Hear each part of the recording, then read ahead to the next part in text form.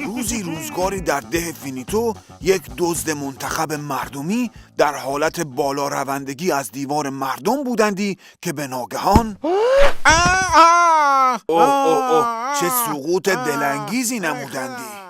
خاک بر سر دهکده‌ای که دزد منتخبش تو باشی. آره، خاک بر سرش. و حکایت دزدیش چنان در فضای فجازی پیچیده نمودندی که کار به عدالتخانه رسیدندی. آقای قاضی، این جانب یک دزد خدمتگزار و منتخب مردمی می باشندی که این افراد علیه من توطئه نمودندی.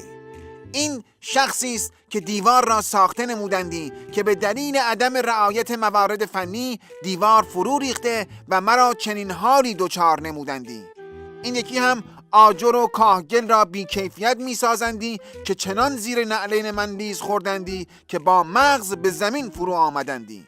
این نیز همدست سابقم بودندی که قلاب را صفر نگرفتندی که از سقوط من جلوگیری آمدندی. این شخص نیز این یکی را نمیدانم چه ربطی به حکایت دارندی، فقط از قیافش خوشم نیامدندی. من صراحتاً درخواست اشد مجازات برای ایشان را می نمایندی وگرنه از مسلک دزدی خود استعفا می کنندی. حالا دیگه خود دانیدندی.